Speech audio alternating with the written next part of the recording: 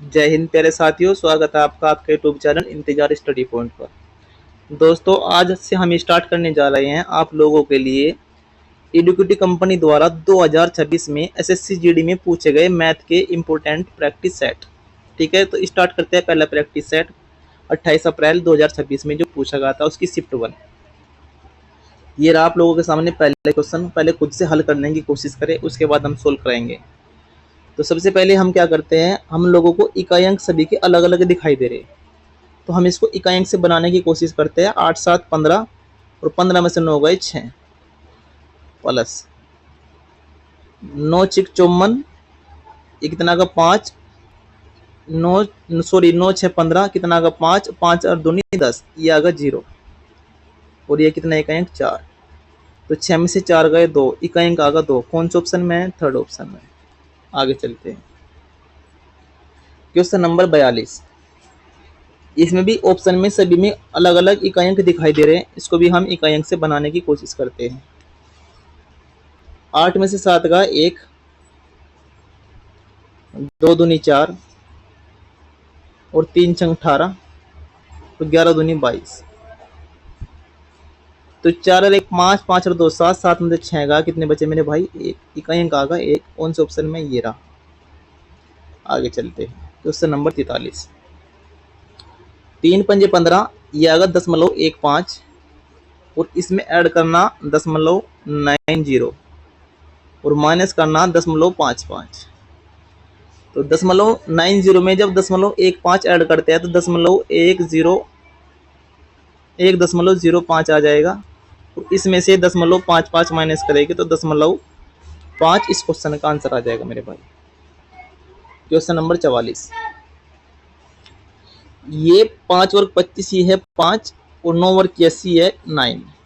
ये 9.5 का स्क्वायर है मेरे भाई, प्लस 25 वर्ग 625, ये है 2.5 का, माइनस 15 वर्ग 225 1.5 का, और ये 5 वर्ग 25 ये 0.5 का। तो 9.5 और 2.5 कितना होगा मेरे भाई? 12 और ये इसमें 0.5 ऐड करके 12.5 और 12.5 में से माइनस करना 1.5, तो कितना आ जाएगा? 11। Question number 45। एक वर्ग की भुजा 12 सेंटीमीटर है, वर्ग का परिमाप क्या है? देखो, वर्ग होता है इस तरीके से, इसकी एक भुजा 12 सेंटीमीटर दे रखी, वर्ग का परिमाप पूछा, अर्थात इनकी चारों भुजा का योग पूछा मेरे भाई। इसको परिमाप बोलते हैं, पेरीमीटर। इसका फार्मूला होता है 4a। तो 4 गुना 12 कितना का? 48 इस क्वेश्चन का answer. Question number 46। a plus B का होल स्क्वायर माइनस 4ab, ये किसका फार्मूला होता है? ये फार्मूला होता है मेरे भाई a माइनस बी के होल स्क्वायर का। इसका फार्मूला होता है a माइनस बी के होल स्क्वायर का, और किस पर? इस पे स्क्वायर रूट। तो स्क्वायर रूट से ये 2 कट जाएगा मेरे भाई, तो बच जाएगा कितना? a minus B. और a का मान कितना है? 36 और b का मान कितना है? 29 और 36 में से 29 गए मेरे भाई, कितना बचा? 7 इस क्वेश्चन का आंसर। Question number 47। एक समचतुर्भुज का परिमाप 68 सेंटीमीटर है, उसका एक विकर्ण 16 सेंटीमीटर है। समचतुर्भुज के दोनों विकर्णों का योग। एग्जाम्पल के लिए मैंने एक चित्र उतार लिया इस तरीके से समचतुर्भुज का। ये इसके विकर्ण हो गए मेरे भाई, एक विकर्ण ये रहा, एक विकर्ण ये रहा। अगर परिमाप 68 सेंटीमीटर है, चारों भुजा होगा, तो एक भुजा हो जाएगी मेरे भाई 17। अगर एक भुजा 17 है, एक विकर्ण 16 दे रखा है, तो आधा कितना बचेगा? 8। तो इधर भी 8। तो यहाँ 90 डिग्री का एंगल बनेगा। तो पाइथागोरस ट्रिपलेट के थ्रू 17 8 15, ये कितना आ जाएगा? 15। तो ये भी 15 होगा। तो दोनों विकर्ण की लंबाई का पता लग गया मेरे भाई, इधर से 30 इधर से 16। तो इनका योग पूछा, 30 प्लस 16 कितना होता है? आप सभी को मालूम है, 46 इस क्वेश्चन का आंसर आएगा, जो कि ये रहा। Question number 48। एक समचतुर्भुज का परिमाप 68 सेंटीमीटर है। अगर परिमाप 68 सेंटीमीटर है तो इसकी एक भुजा कितनी हो जाएगी मेरे भाई? 17। अगर इसकी एक भुजा 17 होगी तो इसका एक विकर्ण हम लोगों को दे रखा 30। तो अगर एक विकर्ण 30 है तो आधा आधा हो जाएगा इधर। तो कितने डिग्री का एंगल बनेगा? 90 डिग्री का एंगल बनेगा। तो यहाँ भी पाइथागोरस ट्रिपलेट लगा दो, 17 8 15। तो ये 8, तो ये भी 8। तो इनका रेशियो पूछा मेरे भाई 15 15 30, एक विकर्ण तो 30 है और एक विकर्ण है 16, कितना 16। तो 2 से कट्टा 15 बार, 2 से कट्टा 8 बार, तो 15:8 इस क्वेश्चन का आंसर होगा। आगे चलते हैं क्वेश्चन नंबर 49। इसका निकालना हमें हाईएस्ट कॉमन फैक्टर। तो हाईएस्ट कॉमन अगर हम इसका फैक्टर निकालते हैं तो हम क्या करेंगे, सबसे पहले ऐसी संख्या पकड़ो जो 5 की पावर 7 को भी काट दे और 5 की पावर 5 को भी काट दे। तो 5 की पावर 5 ऐसी संख्या जो दोनों को काट देगी, गुना। उसके बाद ऐसी संख्या पकड़ो जो 11 की पावर 3 को भी काट दे और 11 की पावर 6 को भी काट दे। तो 11 की पावर 3 जो है ऐसी संख्या है जो 11 की पावर 3 को भी काट दे, 11 की पावर 6 को भी काट देगी। ये हमारा क्या होगा, एचसीएफ होगा। ये रहा क्वेश्चन नंबर 50। दो संख्याओं का लघुत्तम समावर्तक एलसीएम 84 है। निम्नलिखित में से कौन उन दो संख्या का महत्तम समावर्तक हो सकता है? वो हो सकता है जो 84 को पूरा पूरा काट दे। ये नहीं काट सकता, ये नहीं काट सकता, ये नहीं काट सकता। 21 ऐसी संख्या है जो 84 को पूरा पूरा काट देगी और यही इसका महत्तम समावर्तक हो सकता है। हर अकेले एक कार्य को 32 दिन में करता है, एस अकेले उसी कार्य को 40 दिन में करता है, वे मिलकर 8 दिन तक कार्य करते हैं। कुल कार्य का कितना भाग पूरा हुआ? अगर आर अकेले 32 दिन में करता है, 8 दिन तक कार्य किया, तो उसने कितना कार्य किया? 8 चौक 32, 1/4।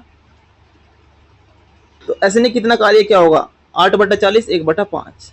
तो दोनों ने मिलकर कितना कार्य किया होगा? तो 5 चौक 20, 20 आ जाएगा एलसीएम, 5 1 5 और 4 9, तो 9/20 कार्य दोनों ने पूरा किया होगा। अगर क्वेश्चन में ये पूछ लेता कितना कार्य बचा, तो 20 में से 9 गया 11, तो 11/20 इसका आंसर हो जाता फिर। ठीक है, आगे चलते हैं। 18 व्यक्ति किसी कार्य को 45 दिन में करते हैं। अगर 18 व्यक्ति किसी कार्य को 45 दिन में करते हैं तो टोटल कार्य हो जाएगा 18 गुना 45। उनके साथ 12 व्यक्ति और जुड़ जाते हैं। अब व्यक्ति कितने हो गए मेरे भाई? 30। अब कार्य कितने समय में हो गए हमसे पूछा है। 15 दूनी 30, 15 3 45, 2 से काट दो 18 कितनी बार? 9 बार, और 9 की 3 में मल्टीप्लाई करेगा, 9 3 87 इस क्वेश्चन का आंसर होगा। Question number 53। एक पुरुष 6 घंटे 40 किलोमीटर प्रति घंटे की गति से यात्रा करता है। अगले 4 घंटे 15 किलोमीटर प्रति घंटे की यात्रा से गति से यात्रा करता है। पूरी यात्रा के लिए उसकी औसत चाल क्या है? किलोमीटर प्रति घंटा में हमसे पूछा है। देखो 6 चौक 24, 240 किलोमीटर तो चलाए यहाँ से, प्लस 15 चौका 60, 60 किलोमीटर चलाए यहाँ से।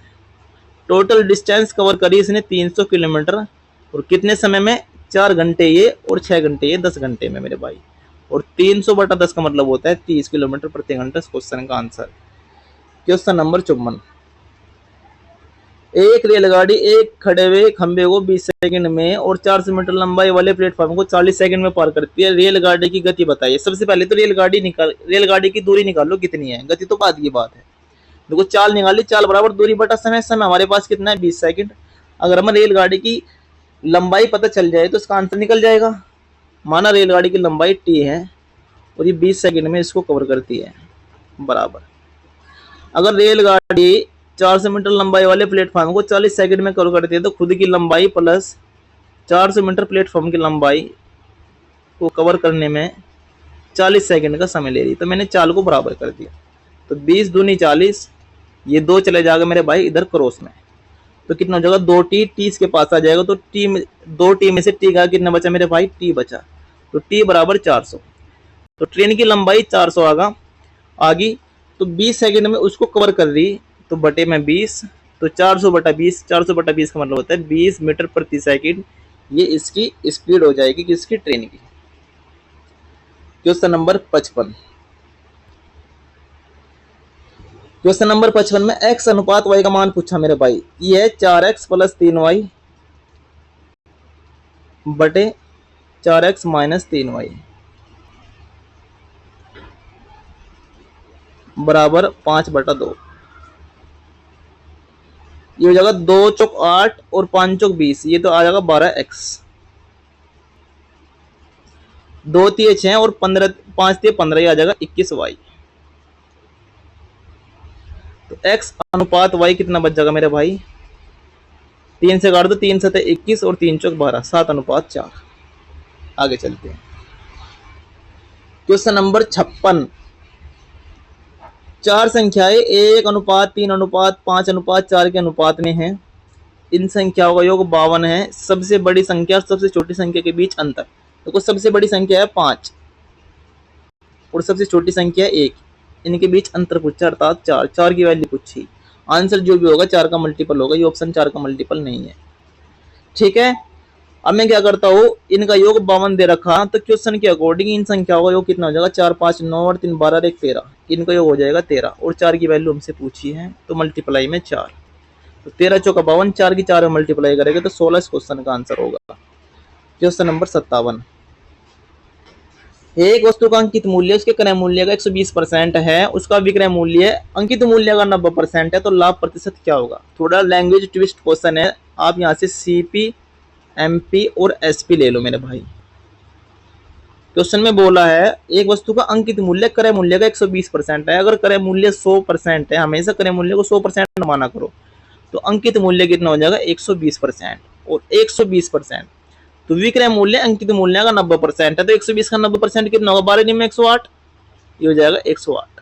तो लाभ परसेंट पूछा, जाहिर सी बात है क्रय मूल्य अगर 100 है, 108 में अगर हम बेच रहे हैं तो 8% का लाभ होगा। आगे चलते हैं, निम्नलिखित में से एक विक्रय मूल्य अधिकतम किस में होगा। देखो 90,000 रुपए अंकित मूल्य है, अगर 40% की छूट देते हैं तो सामान कितने में बिकेगा, 60% में। कितने बिकेगा, 60% में, तो 90 का 60% 9 6 54 5400 रुपये होगा मेरे भाई। उसके बाद हमारे पास 8,000 रुपये अंकित मूल्य, 50% की छूट देते हैं तो सामान कितने में बिकेगा, 4,000 में मेरे भाई। उसके बाद हमारे पास 5,000 रुपये है, 25% की छूट देंगे तो सामान जाहिर सी बात है 54 से तो कम बिकेगा, ये तो आंसर हो ही नहीं सकता, और ये भी आंसर नहीं हो सकता। ठीक है, हम इन्हें चेक करने की भी आवश्यकता नहीं है, क्यों, क्योंकि 5400 सबसे बड़ा नंबर हमारे पास है, तो इसका आंसर आ जाएगा फर्स्ट। क्वेश्चन नंबर 59, निम्नलिखित में से अंकित मूल्य 5,000 रुपये किसमें होगा। देखो 4800 रुपये हमारे पास विक्रय मूल्य है, और 10% की छूट दे रहे तो सामान कितने बिक रहे, 9 में, तो 10 की वैल्यू हमसे पूछी। ठीक है, तो यहाँ से 5,000 रुपये कहीं से कहीं तक निकल कर नहीं आ रहा। उसके बाद दूसरे वाला चेक करते हैं, हमारे पास 4,000 रुपये विक्रय मूल्य है और 20% की छूट दे रहे तो सामान कितने बेच रहे, 80 में, और 100% की वैल्यू हमसे पूछी। तो 0 से 0 काट दो, 8 5 40, से कितना का 50, और 50 के सामने 2 0, 5,000 इस क्वेश्चन का आंसर आ जाएगा इस तरीके से सेकंड ऑप्शन से। क्वेश्चन नंबर 60 जो इस मॉक का अंतिम क्वेश्चन है मेरे भाई, रेशियो को बराबर कर दो, ये इसके बराबर रख दो, ये इसके बराबर रख दो, तो 40 गुना 12 बराबर रखना है किसके, x + 3 ब्रैकेट में गुना 20 के, तो 20 दूनी 40, 12 दूनी 24, तो x + 3, 3 मेरे भाई 24 के पास चले जाएगा तो हो जाएगा 21, x का मान कितना आ जाएगा 21, इस क्वेश्चन का आंसर होगा। 2026 में बेहद आसान मैथ के क्वेश्चन पूछेगा मेरे भाई, जो कि 8 से 10 मिनट में हमने सोल्व कर लिए, इससे आसान क्वेश्चन हो ही नहीं सकते।